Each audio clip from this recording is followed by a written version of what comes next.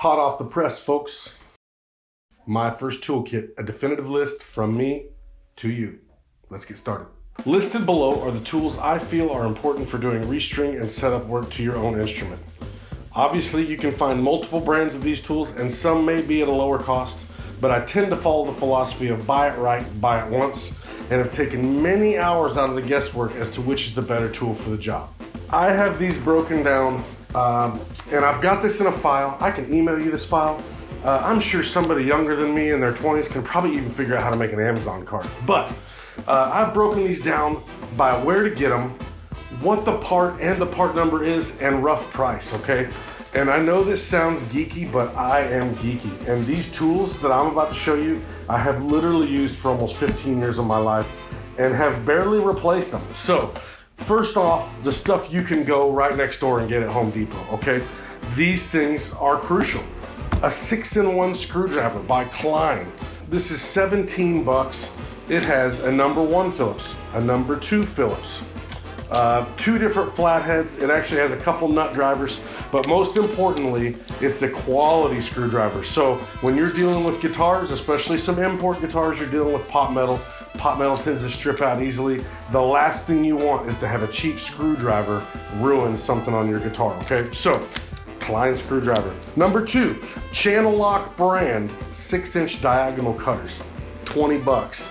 Let me tell you, you might be able to get away with some cheap cutters on a guitar, but there's no way you're cutting a low E or a low B string on a bass with cheap cutters. So, do yourself a favor, buy a good pair the first time. You will have these the rest of your life. Husky hex wrenches. I don't care what brand you buy, but get a good one. These are at Home Depot, $20, okay? This is gonna come with a full set of standard and a full set of metric wrenches. How do you know which one's for your guitar? Pretty simple. Was it made in the USA?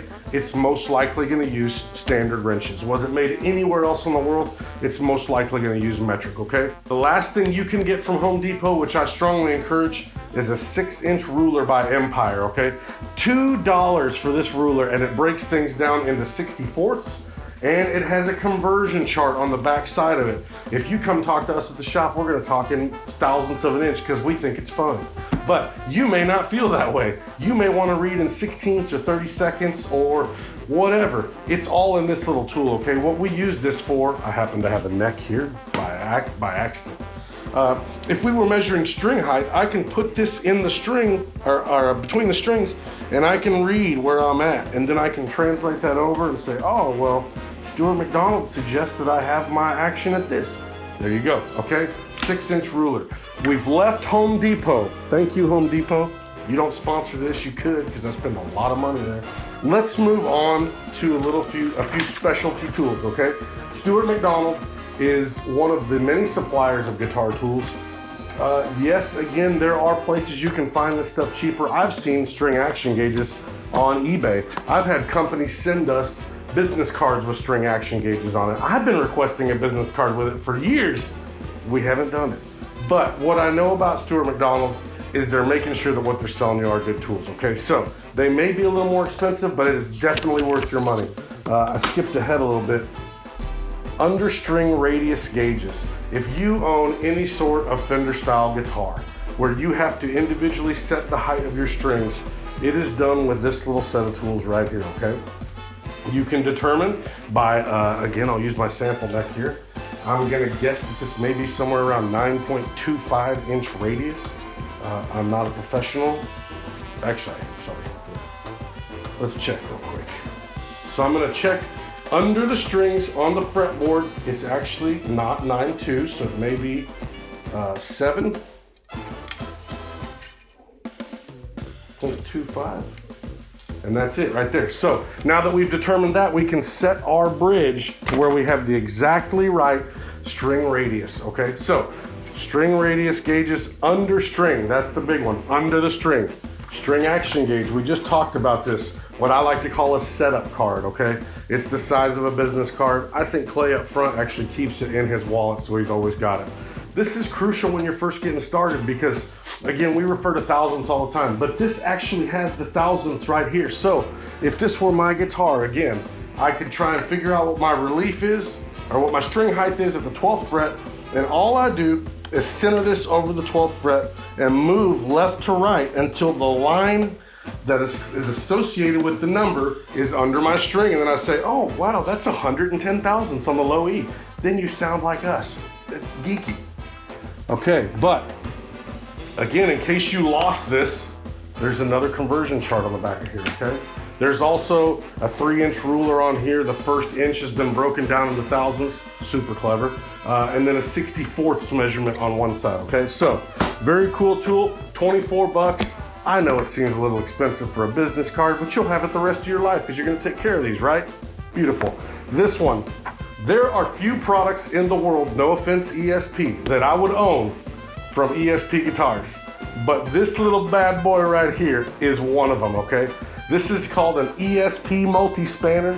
I don't know when they came out with it. I don't know the genius that came up with it, but it is incredible, okay? What this is a graduated, knurled on one side, smooth on the other wrench that can work in many different applications. And I really don't have a good thing sitting here right now, but let's just say, oh, perfect. Let's say this is my nut that I'm trying to tighten or loosen. This will adjust to whatever the depth of that or the size of that nut, and then it begins to turn with the knurled side, okay? If I wanna loosen, I flip the wrench and I can loosen. It gets better. You may notice that it's got some scoops on the ends. Have you ever wondered on your Les Paul how you're supposed to properly raise the bridge up so you can spin that little wheel? Well, this is it, okay? What I would probably do, if it were me, is I would put a nice cloth down on top of my Les Paul body. I would lay something sturdy, like my string action gauge, and I would slip this fulcrum under there, and then you can push up and adjust your thumb wheel without having to stress, okay? So, ESP Multi Spanner, killer tool, 12 bucks. You need to throw this in your guitar case. This will tighten toggle switches, it will tighten jacks, it will tighten pots, it will tighten tuners, everything. This one little $12 tool. Thank you, ESP. And last, guys, we're moving on to what you can get from me. We are not a tool supplier, it would be sweet.